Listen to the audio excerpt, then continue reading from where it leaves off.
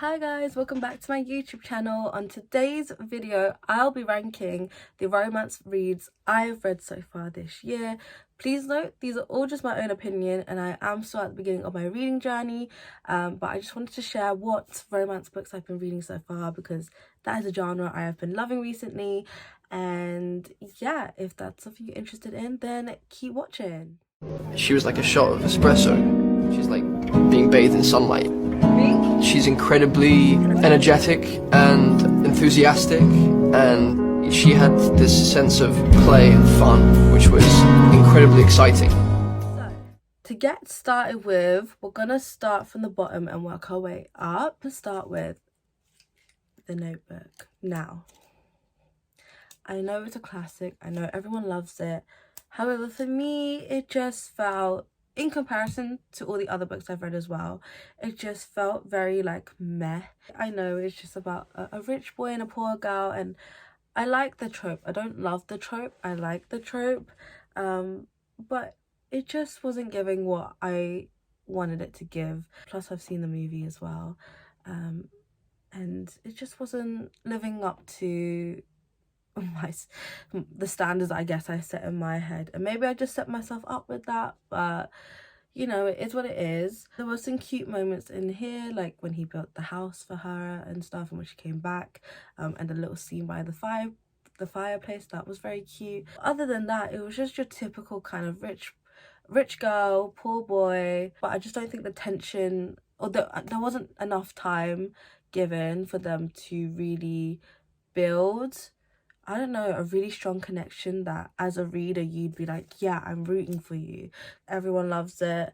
However, it isn't my favorite, which is why it's at the bottom of my reads so far. Now moving on to, and this is gonna be a little bit controversial, I know, because everyone loves this book, and I'm not saying it isn't a good book. I'm just saying that in terms of romance, it didn't really hit the spot for me as well as the other reads. That being said, I still did enjoy reading it. I raced for it, to be fair. So It Ends With Us by Colleen Hoover. You know, it was a really good book, and Colleen Hoover is really talented in the way she creates such an engaging plot and storyline. Just wasn't a fan of, and I don't think a lot of people are, I wasn't a fan of Lily and Ryle's relationship, obviously for obvious reasons, you know, but at the same time, I don't know, I just think her relationship with Atlas could have been maybe developed on a little bit more, like in the present. And I do think it was a little bit, I don't know, for me, this is just my personal opinion, but for me, I do feel like it was almost a little bit predictable who she would choose in the end. I want there to be a bit more excitement when it comes to a romance, but I just felt like it was at some point just a little bit predictable. But that all being said, it was still good romance, and Ryle just gave me the ick all the way throughout, so maybe that's contributing to why it's, you know, not in the top half of my faves. But I am still gonna read It Starts With Us, but it just wasn't my favorite. It was a really good read though, and I definitely would recommend it for people who are just getting started on their reading journey. But for me, in terms of the actual romance, I feel like it could have been explored more with Atlas, and the whole dynamic with Ryle just was very, I don't know, it was a bit icky for the most part. So yeah. Now moving on to another Hoover book, Ugly Love.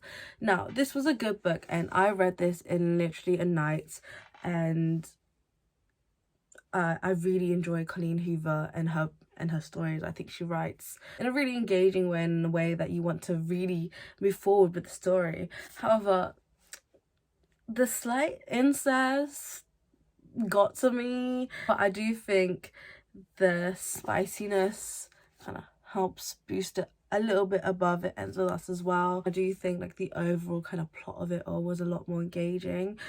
Both Ryle and Miles are toxic, but Miles is, I don't want to say less toxic because he needs to learn how to communicate, but I enjoyed the dual perspective because we understood why Miles was doing what he was doing, what just frustrated me was the fact that he didn't communicate with Tate, and he was almost punishing her for something that he wasn't moving past. And I do think the end was a little bit rushed, and I think Tate did take him back too soon. But that being said, it's a kind of close proximity romance. You got the almost forbidden love. I do think Tate's brother, I can't remember his name, I think it's like Colin or something. I do think he, although it's cute that he's protective, at the same time, like, their relationship was a bit weird as well. I don't know, there was just a lot of really weird dynamics in this book. But that being said, I did really enjoy it. Like, as a overall book, overall story, it was really engaging and really fun to read. Not fun, it wasn't fun. It was really sad, and there were obviously really incredibly sad moments in here as well. But it was almost frustrating to read at times, because so many things could have easily been fixed if Miles had just communicated. But you know, it's friends with benefits, close proximity, a little bit of forbidden romance. It is a really good read. I would definitely recommend it to any beginner readers again. But yeah, this is number 4 my list. No, I don't know, but this is like the 3rd book in my list. Now we're moving on to the top 4 books. I feel like this book is ranked here because it's just a really good middle ground, and I personally really love this author as well. This was the first book I read of Taylor Jenkins Reid, and I'm incredibly happy that I chose to read this book first over The 7 Husbands of Evelyn Hugo and all her other books like Daisy Jones and the Six, purely because I didn't want other people's judgments of the author and all the hype that she's had, which she deserves, to kind of infiltrate the opinion I was going to form of her as a writer. So I chose a book that wasn't as well known, but I think it's picked up some traction now on TikTok, and it's One True Loves. This book is I loved it. Honestly, I really loved it, and I actually cried towards the end of it as well, because there was a scene where she's with her ex-husband and they're having this conversation. And I don't know, maybe I was just feeling really emotional that day, but it got to me. And it was such a mature conversation on a relationship that,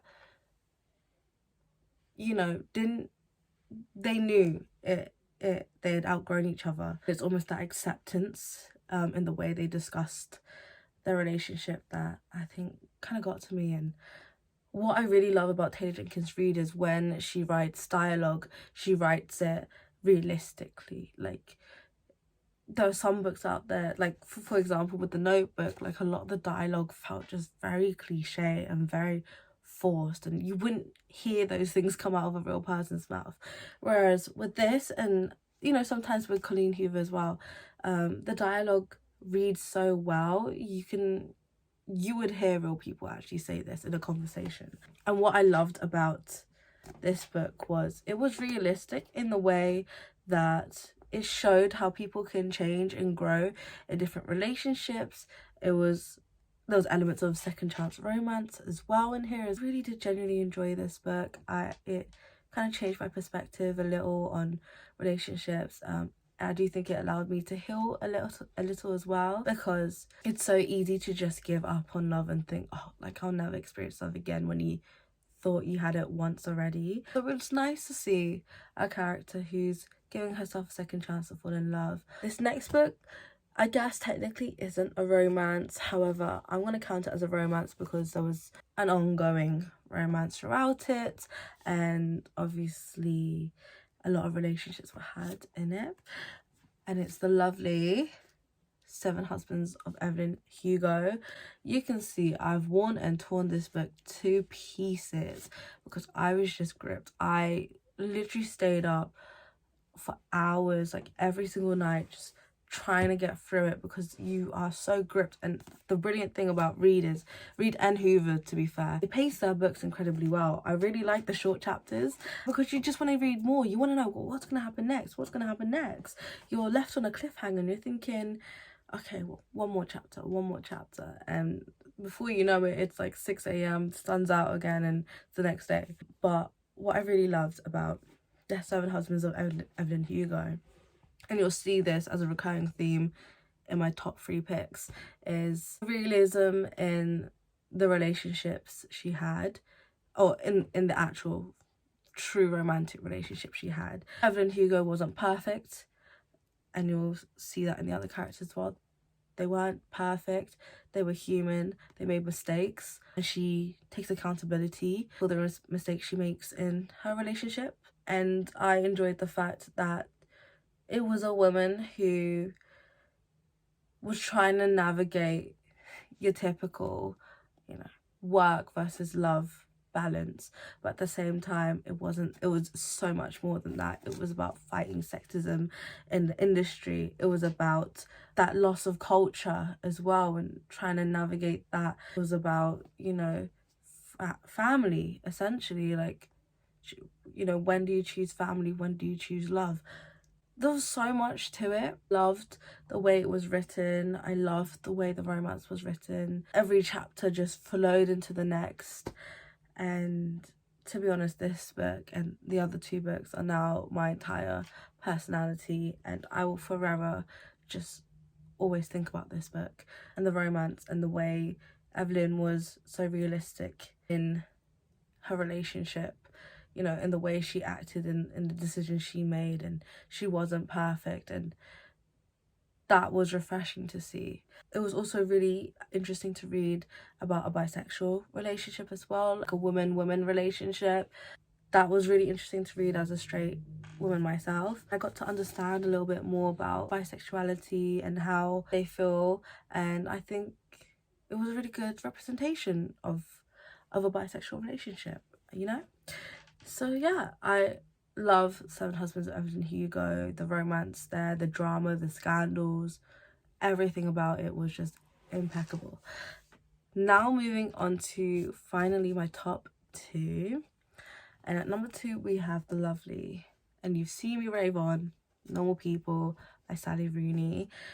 Again, this isn't it's not technically, I guess, a romance, but what we do explore here is a complex relationship, and dare I say a very realistic relationship.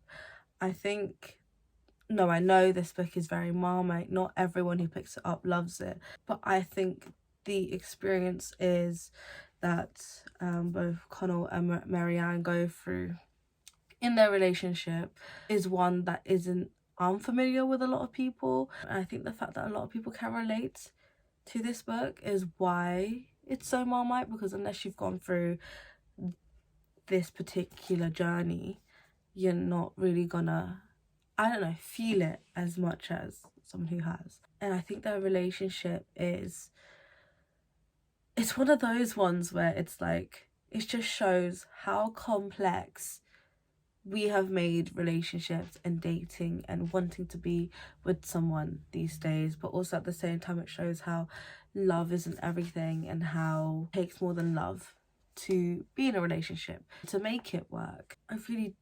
I love this book so much. Literally, a quote from it is my wallpaper, and really represents just the complexity of dating these days so incredibly well in this book. And the ending is realistic. I kind of sat there and was like, well, what do I do with myself now?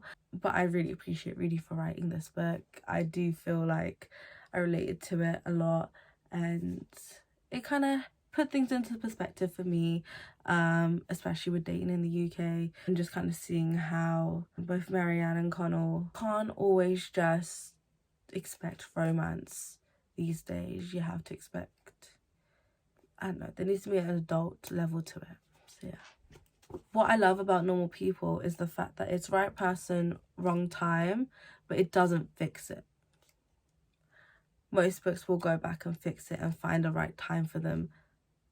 Rooney's realistic, and it shows how you can love someone, but if the timing isn't right, if you're not 100% the person you need to be for for yourself, you can't be that for the other person, and really does an incredible job of showing that and emphasizing that, especially when you get towards the end as well, because as much as you want it to be that person, maybe sometimes it just isn't that person, or maybe sometimes the timing is wrong for a reason. So yeah. And finally, my favorite book, which like I rave on and on about, and I've dedicated a whole reading vlog to it, and I just love it so much. Alone with You in the Other by the lovely Olivia Blake. Olivia Blake is actually a fantasy writer. I know she just recently released another romance book, which I'm definitely going to give a read. But Alone with You in the Other is, it's just a romance that I just love so much. And it's not one that I per se can relate to directly, but I think the way it was written was so good. That is why I love Rooney. Anyways, Alone with You in the Other. I love Olivia Blake. She just has a way with her words. She has a way with... It was just so beautiful watching these two characters fall in love, because it's a romance that I hadn't read before. It was a relationship that I hadn't read before. They meet, and it was almost like a love at first sight situation, but it became more than that, because underneath it all they got to know each other. And it is a very slow burn. I will admit it is a very slow burn romance. There's a lot of tug and pull, there's a lot of will they, won't they, but you just fall in love with these characters and you end up rooting for them, and they're not perfect. Neither one of these characters are perfect. Same with Connell and Marianne, same with Evelyn and Hugo. Like, these characters aren't perfect, and that is what I love about them. They're realistic people. They're realistic people trying to navigate not just love, but relationships. In relationships you need more than love. You need to make it work, and it's how you show that you want it to work that makes it work, if that makes sense. And with Alone with You and the Other, there's just so much being said without it being said, and that is what I love so much about this book, and the small actions that they do that lead up to that big moment of passion, to when they're actually in a relationship, to them actually figuring out how do these broken people fit and create something that is almost whole. Not saying they need each other to complete each other, but how do they work together to have a relationship that is strong, that is healthy, that is sustainable in the long term. So yeah, and also the fact that we have input from outside characters as well, from Aldo's father and her family. It's also a case of rich girl, poor boy as well, although he's not technically poor, but yeah. And plus it touches on mental health, and I'm a big advocate for mental health, and I appreciate when it is represented in books and represented well, and I think it is represented well here. So yeah, I absolutely adore this book. I think the romance is incredible. It's realistic. I think that's my common thread with my top 3 books, is I like the realism in the characters. I like the fact that even though they're not your typical happily ever afters, what we explore more is the dynamics in the relationships, and how actually in reality there's more to it than just love, which I think is, you don't really see in The Notebook, but what's something we do see in Alone with You and the Other and Normal People. So yeah, I hope you really enjoyed that book. I know I rambled a little in some places, but these are the romance books I've read so far this year. Keep an eye out for the end of the year, where I'll do an overall book review of all the books I've read. If you do have any other book recommendations, please definitely comment them down below, send them my way. I want to give them a read. And if you have any other genres that you think I would quite like, any other books, then definitely send them my way as well. But yeah, it has been lovely sharing my romance reads with you and ranking them.